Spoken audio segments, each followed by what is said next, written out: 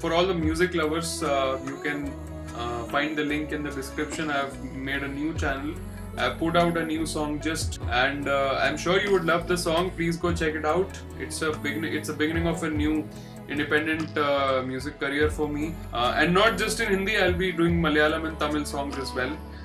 So that's something I'm sure that would be lucrative enough for you guys to go and check out that channel and subscribe to it and support me there as you have always supported here.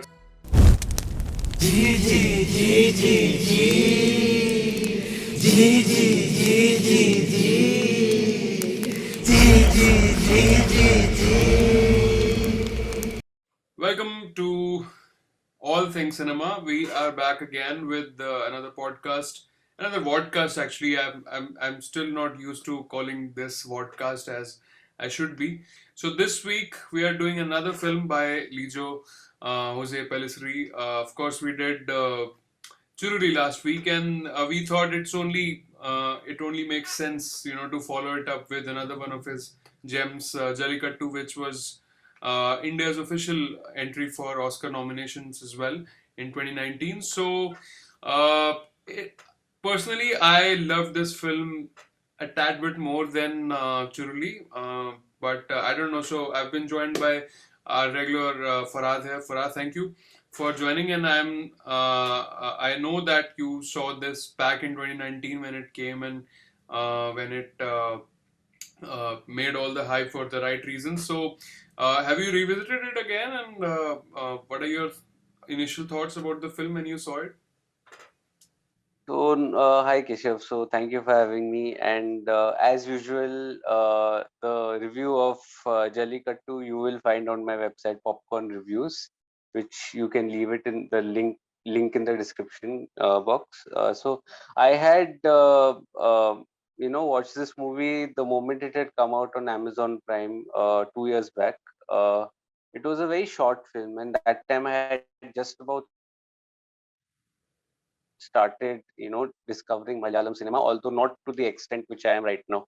And this one motivation for me to watch this film was that I had watched Lijo Jose Pellissery's earlier work, which is Angamali Diaries, which was one of my favorite gangster films. I think one of my favorite gangster films, definitely, which had that 12 or 13-minute one take sequence right at the end, the climax sequence in which it involved all characters.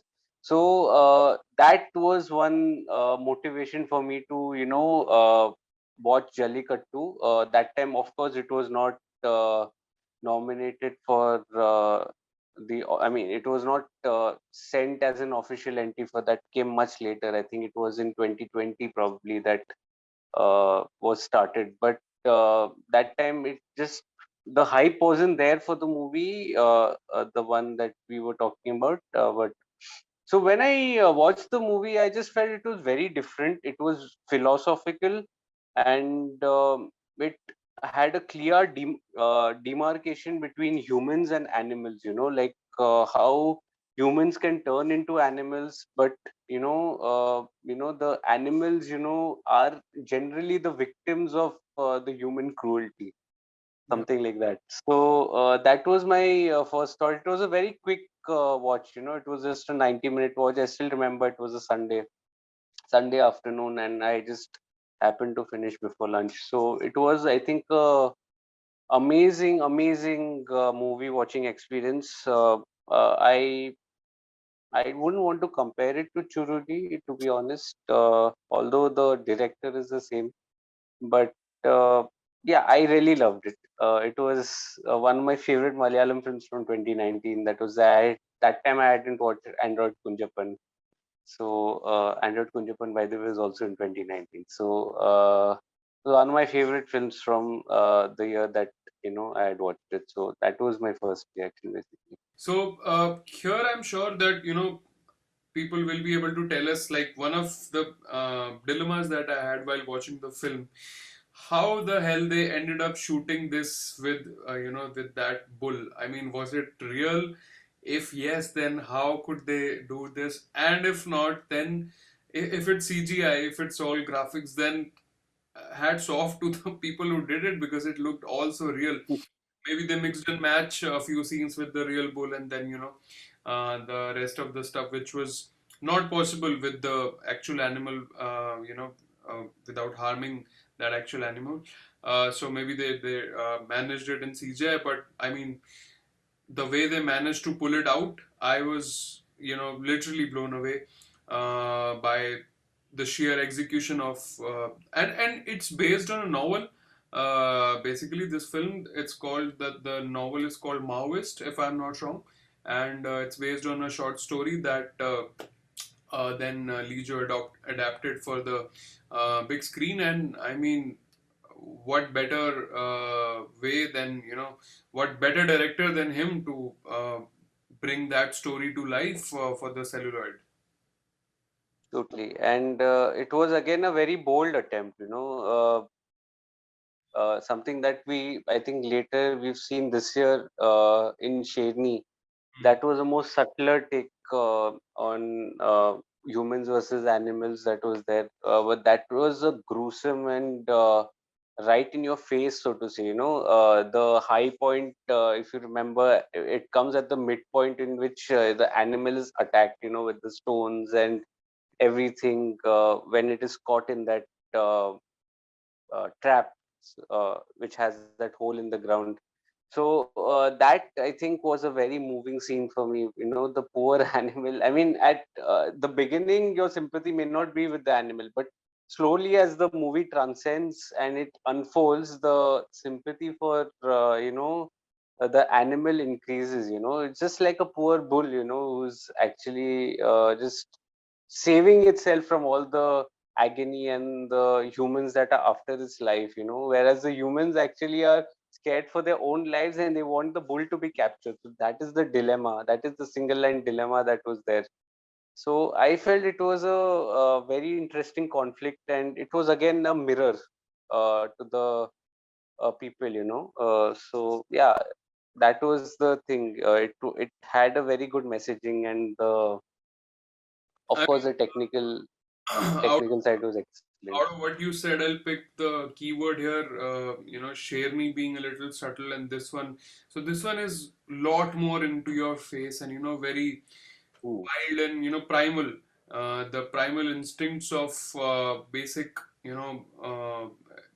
I won't call it human instincts. It's much more than just human instincts, and it's in a scene, if you remember, uh, one of the old age guys is telling that this whole place, this space used to be a forest before, and this land belonged to animals, and then he also ends up saying that just the difference is, we are two-legged, but other than that we are also beasts.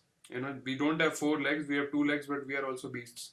So I think that summed it up really well, that uh, by the end, in a way, when first of all, that spectacle at the end, I can't really take that image out of my head, that And human pyramid being formed, and everyone coming in, and then especially that one shot, the wide shot, where its reflection is there in the little pond that is there, and then from side, more and more people are coming to jump on that.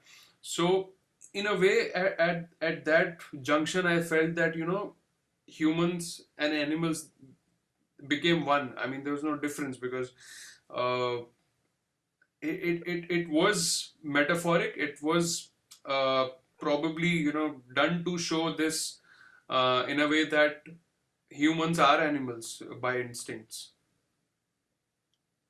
totally. I mean, and also the scene that was at the end with the soul of the bull, it goes to heaven. It was metaphorically shown that, and whereas even after the animal had died, they were going on constantly attacking. So that was, I think, it was a gut wrenching scene. It was a very overwhelming final act that was there. Which all the humans and everyone, they were just constantly attacking. It just was not for the faint-hearted, and I'm with you on this. That when you said that last image that was there, it just stays with you, and it stays with you long after the movie has ended.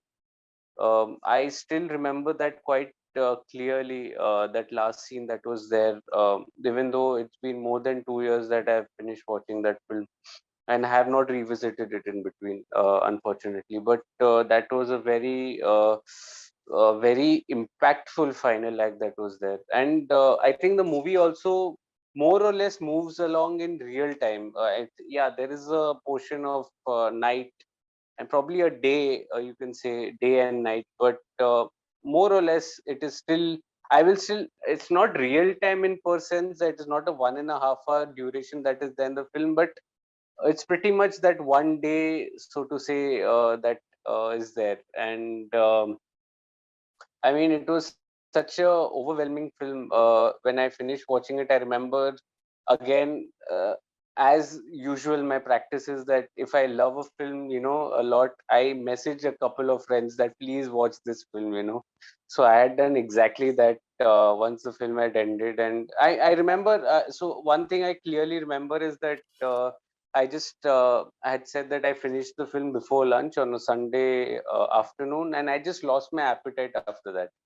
So I remember not eating lunch properly on that day, and it was just like uh, it was just a very how should I put it? It's a very sad feeling that was there inside me that was prevalent after the film had ended. It was just like too much to digest at the same time. How absurd it would have been if by chance you had beef at your home for lunch. Then, No, I'm a vegetarian. I'm a vegetarian. I wouldn't have. but just imagine, even I am a vegetarian, but just imagining, like, if somebody watches this film, I don't know how easily they'll be able to go back to beef and, eat it the same way. So, another thing that I really want to touch upon that kind of stayed with me and, haunted me after the movie as well was so by the end, when there, there, there is a little kind of a in a very abstract way they show how early men used to live, right?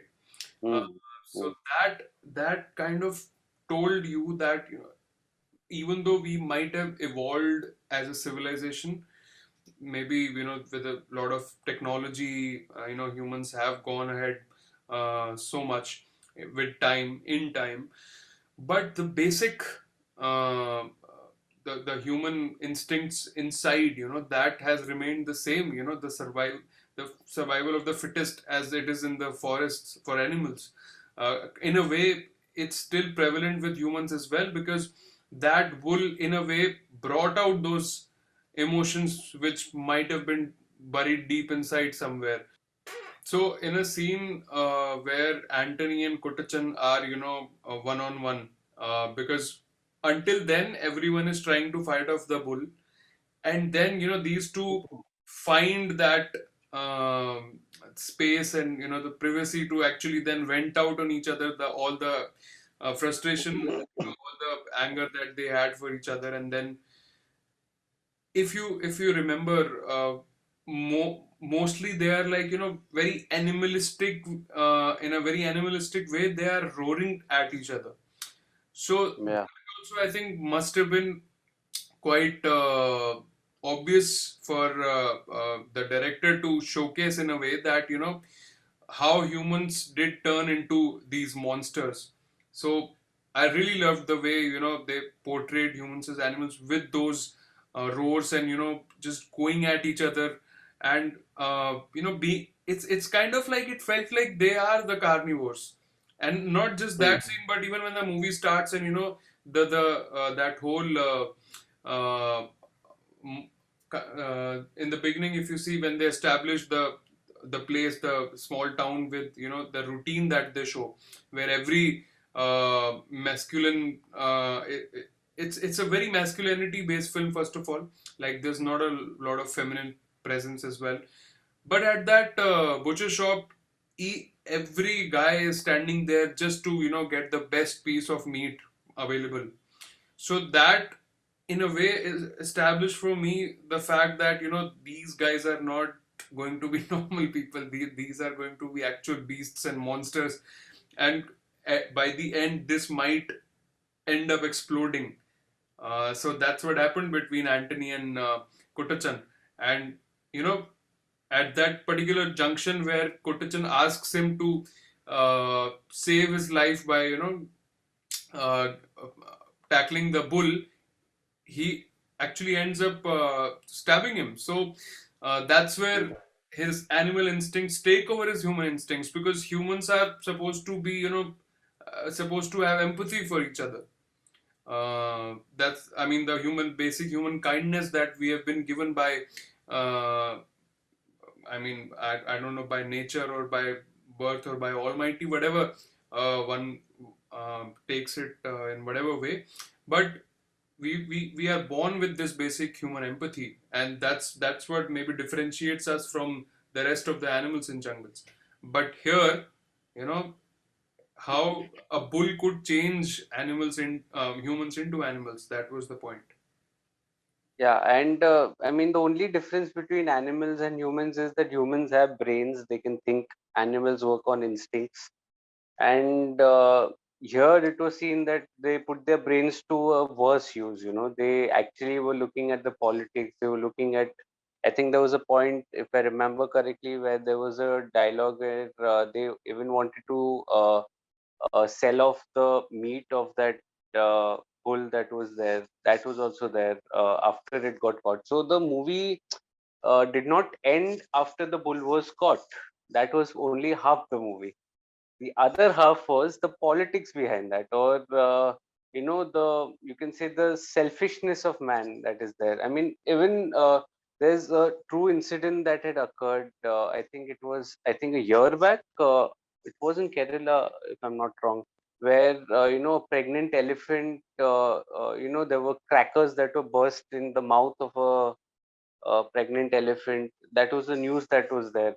So I mean, these are incidents that are happening, unfortunately. And Yeah, I I remember mean, even in Uttarakhand, I remember very vividly that there was a leopard which was caught, and they put it in a cage and they burnt it alive. They burnt it alive.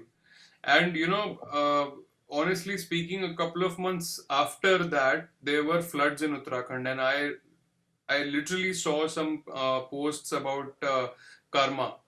Just a couple of days ago, I saw another video on Instagram where there was a rabid dog, and people literally, like, they tied him with some ropes and all, and then they were stretching him and dragging him all around the area, and hitting it with sticks instead of giving it to animal control and just getting rid of it. I mean, these things, they tell you where and how uncivilized we are actually. We might have evolved as a race in terms of very on the surface things, but inside, deep down inside, when these colors of humans come out, films like Jalikattu then make even more sense, isn't it?